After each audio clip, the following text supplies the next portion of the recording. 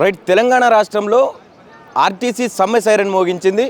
బస్సులన్నీ కూడా డిపోలకు పరిమితమైనటువంటి సందర్భం కనిపిస్తూ ఉన్నది. ప్రజెంట్ మనం ఎంజీబీఎస్ మహాత్మా గాంధీ బస్ స్టాప్లో ఉన్నాం. ఒకసారి చూసుకోవచ్చు, బస్సులన్నీ కూడా నిలిపేసినటువంటి పరిస్థితి ఇక్కడ కనిపిస్తూ ఉన్నది. ఎప్పుడు 24/7 ఇది హైదరాబాద్లో పెద్ద బస్ స్టాండు. ఇక్కడ 24/7 ఎవరైతే ఇప్పుడు మన ప్రయాణికులు ఉంటారో ప్రయాణికుల రద్దీ కావచ్చు, ఇటు బస్సులు కూడా కిసకిసలాడుతూ ఉండేటటువంటి తరుణం కనిపించేది. కానీ ఈరోజు చూస్తే అన్ని బస్సులు కూడా ఇక్కడ ఇది డిపో కాకపోయినా ఇక్కడ మొత్తం కూడా బస్సులు నిలిపేసినటువంటి పరిస్థితి కనిపిస్తూ ఉన్నది. ఒక్కసారి మనం ఎంజీబీఎస్ అటు చూడొచ్చు, మొత్తం కూడా ఎంజీబీఎస్ అంతా కూడా ఖాళీగా కనిపిస్తూ ఉన్నటువంటి పరిస్థితి అయితే కనిపిస్తూ ఉన్నది. సమ్మె సైరన్ మోగించి ఆర్టీసీ వాళ్ళు దాదాపుగా వాళ్ళకి ఇచ్చినటువంటి హామీలు ఏదైతే ఉన్నాయో అవన్నీ కూడా పూర్తి చేసే దిశగా ప్రభుత్వం చేపట్టాలి అని చెప్పి పలు దఫాలుగా వాళ్ళు ప్రభుత్వాన్ని కలుస్తూ ఉన్నారు, ప్రభుత్వ పెద్దలను కలుస్తూ ఉన్నారు. రవాణా శాఖ మంత్రి గారిని కూడా అనేక వినతి పత్రాలు కూడా అందజేసినటువంటి సందర్భం కనిపించింది. అనేక యూనియన్ల నుంచి కూడా వాళ్ళు కలవడం జరిగింది. దాన్ని దృష్టిలో పెట్టుకోకుండా రేపు చేస్తాం మాప్ చేస్తాం అని చెప్పినటువంటి సందర్భం నుంచి ఇప్పటి వరకు అంటే దాదాపుగా 2.5 సంవత్సరాలు గడిచిపోతూ ఉన్నా కూడా వాళ్ళ సమస్యలు ఏదైతే ఉన్నాయో అవి ఇప్పటి వరకు కూడా పెడచెవిన పెట్టినటువంటి పరిస్థితి కనిపిస్తుంది తప్ప ఏ ఒక్కసారి కూడా పాజిటివ్గా వీళ్ళకు రెస్పాండ్ అయ్యి మేము తీరుస్తామని చెప్పినటువంటి దాఖలాలు లేవు అని చెప్పి వాళ్ళు నిన్న ఒక చర్చలు జరుగుతున్నాయని చెప్పి యూనియన్ల ద్వారా ఒక కమిటీ వేసి, అంటే ప్రభుత్వం నుంచి ఒక కమిటీ వేసి దాన్ని చర్చలకు పిలిచినటువంటి సందర్భం కనిపించింది. ఆర్టీసీకి సంబంధించినటువంటి యూనియన్లు అన్నీ కూడా చర్చలో పాల్గొనడం జరిగింది. నిన్న జరిగినటువంటి చర్చలో ప్రధానంగా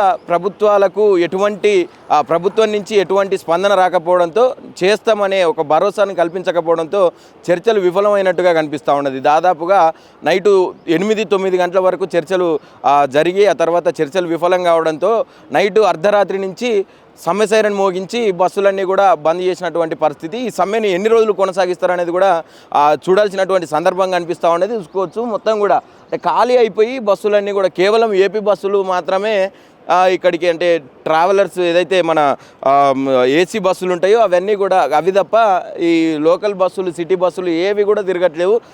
మొత్తం చాలా నిర్మానుష్యంగా ఖాళీగా ఈరోజు ఎంజీబీఎస్ మనకు కనిపిస్తూ ఉన్నట్టుగా మనం చూడొచ్చు. ఇక్కడ చాలా క్లియర్గా కనిపిస్తూ ఉన్నది. కేవలం వేరే రాష్ట్రాలు పోవడానికి సంబంధించినటువంటి బస్సులు ఏదైతే ఉన్నాయో అవి మాత్రమే, ఇక్కడ కర్ణాటకకు సంబంధించినటువంటి బస్సులు ఇవి మాత్రమే కనిపిస్తూ ఉన్నాయి తప్ప వేరే ఎలాంటి బస్సులు ఏవి కూడా మనకి ఇక్కడ మన స్టేట్కి సంబంధించినటువంటి ఆర్టీసీ టీఎస్కి సంబంధించినటువంటి ఆర్టీసీ బస్సులు ఏవి కూడా ఇక్కడ మనకు కనిపించట్లేవు, అందుబాటులో కూడా ఏవీ లేవు. అయితే రాష్ట్ర ప్రభుత్వం కూడా కొంత దీన్ని ఛాలెంజింగ్గా తీసుకున్నట్టుగా మనకు కనిపిస్తూ ఉన్నది. ఎందుకంటే ఇప్పటికే కొన్ని ప్రైవేటు బస్సులు నడిపిస్తూ ఉన్నది. ఎవరైతే కండక్టర్లు లేకుండా డ్రైవర్ దగ్గరే టికెట్లు తీసుకునేటట్టుగా వెసులుబాటు ఉన్నటువంటి బస్సులు ఏదైతే ఉన్నాయో అవన్నీ కూడా ఇప్పటికే రాష్ట్రంలో తిప్పుతూ ఉన్నటువంటి సందర్భం కనిపిస్తూ ఉన్నది, ప్రయాణికులకు ఇబ్బంది కాకుండా. కానీ మరి నిజంగా ప్రయాణికులు ఇబ్బంది పడుతున్నారా లేదా అనేది కూడా మనకు చాలా క్లియర్గా అర్థమవుతుంది. ఎందుకంటే మార్నింగ్ సెషన్స్ ఏదైతే మనకు డ్యూటీ టైమింగ్ ఉంటుందో ఆ టైంలో జాబ్లోకి వెళ్ళేటటువంటి వాళ్ళందరూ కూడా పూర్తిగా ఇబ్బంది పడేటటువంటి సందర్భం కనిపించింది. గుంపులు ఎక్కడ చూసినా కూడా, ఏ మెట్రో చూసినా కూడా మెట్రోలు కూడా చాలా వరకు స్తంభించినటువంటి పరిస్థితి. ఎందుకంటే అంత క్రౌడ్ వచ్చి ఇప్పుడు రోడ్డు మార్గంలో వెళ్ళే వాళ్ళందరూ కూడా మెట్రోని ఎంచుకోవడం జరిగింది ఈ బస్సుల కారణంగా. సో దానికి కూడా కొంత ప్రజలు ఇబ్బంది పడే అవకాశం కనిపించింది పొద్దున్న నుంచి కూడా. ఇక కరీంనగర్లో చూసినాం, ప్రైవేట్కు సంబంధించినటువంటి వ్యక్తుల చేతిలో పెడితే ఒక యాక్సిడెంట్, ఘోరమైనటువంటి యాక్సిడెంట్ చూసినాం మార్నింగ్ నుంచి కూడా. అంటే ఈ రకంగా ప్రజలు ఇబ్బంది పడతారు. ఎటు చేసినా కూడా ప్రభుత్వం ద్వారా, ఇటు ఆర్టీసీ చేస్తున్నటువంటి సమ్మె ద్వారా ప్రజలు మాత్రం పూర్తి స్థాయిలో నష్టపోయే అవకాశం ఉన్నది, ఇబ్బందులు పడే అవకాశం ఉన్నది.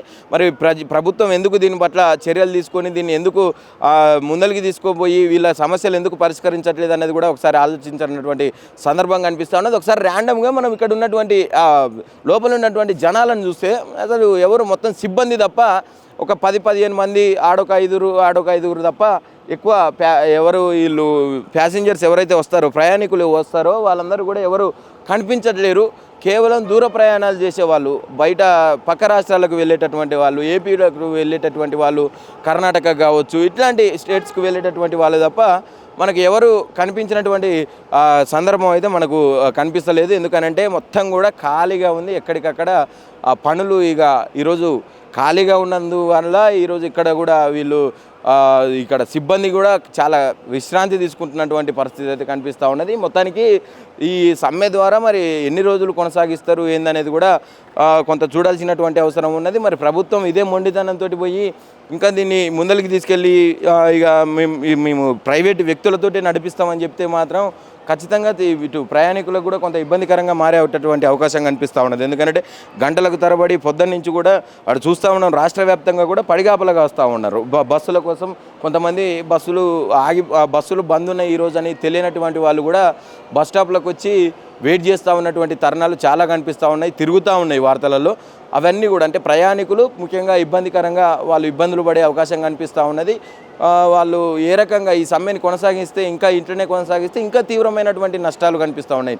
మహాలక్ష్మి స్కీమ్ పెట్టినప్పటి నుంచి కూడా ఎటువంటి లాభం లేదు ఆర్టీసీకి అని చెప్పి ఇప్పుడు ఆర్టీసీ కార్మికులు ఎవరైతే ఉన్నారో ఆ నాయకులు ఎవరైతే ఉన్నారో వాళ్ళు కూడా మాట్లాడినటువంటి సందర్భం కనిపిస్తూ ఉన్నది. అయినప్పటికీ కూడా ఇంత కష్టపడి 12 గంటలు 14 గంటలు 16 గంటలు డ్యూటీలు చేస్తూ ఉన్నా కూడా మా పట్ల కనీసం కనికరం లేకుండా ప్రభుత్వం వ్యవహరిస్తూ ఉన్నది. అందువల్లనే మేము సమ్మెకు దిగాల్సి వచ్చినటువంటి సందర్భం ఉన్నదని చెప్పి వాళ్ళు మాట్లాడుతూ ఉన్నటువంటి మాటల్లో కనిపిస్తూ ఉన్నది. నిజానికి చూసుకుంటే గతానికి వెళితే ఒకసారి ఏదైతే మేనిఫెస్టోలో పెట్టినటువంటి అంశాలు వీళ్ళకి సంబంధించినటువంటి మేనిఫెస్టోలో పెట్టినటువంటి అంశాలు ఉన్నాయో ఒక్కటి కూడా ఇప్పటివరకు నెరవేర్చలేనట్టుగా కనిపిస్తూ ఉన్నది. గతంలో వీళ్ళు సమ్మె చేసినటువంటి గత ప్రభుత్వం ఉన్నప్పుడు సమ్మె చేసినటువంటి రోజుల్లో ఇది నిరంకుశ పాలన నడుస్తూ ఉన్నది, రజాకార రాజ్యం నడుస్తూ ఉన్నది.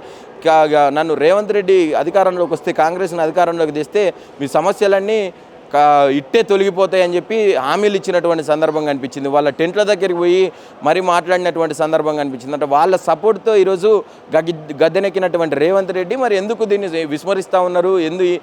ఇప్పటి వరకు కూడా 3 సంవత్సరాలు అవుతా ఉన్నది, కనీసం ఆర్టీసీ వంక కూడా చూడట్లేనట్టుగా కనిపిస్తూ ఉన్నది. ఇక్కడ ఉన్నటువంటి ఆ నాయకులు కూడా, ఈ ఆర్టీసీకి సంబంధించినటువంటి కార్మికులు కూడా ఆవేదనతో మాట్లాడుతూ ఉన్నారు. అందుకే ఎన్ని రోజులు ఓపిక బట్టి ఇంకా చేస్తాడేమో, టైం ఇద్దాం అని చెప్పి వెయిట్ చేసి ఈరోజు ఆ ఓపిక నశించి విఫలం కావడంతో అవన్నీ కూడా చర్చలన్నీ కూడా ఇక మేము సమ్మె దారి పట్టాల్సి వచ్చింది.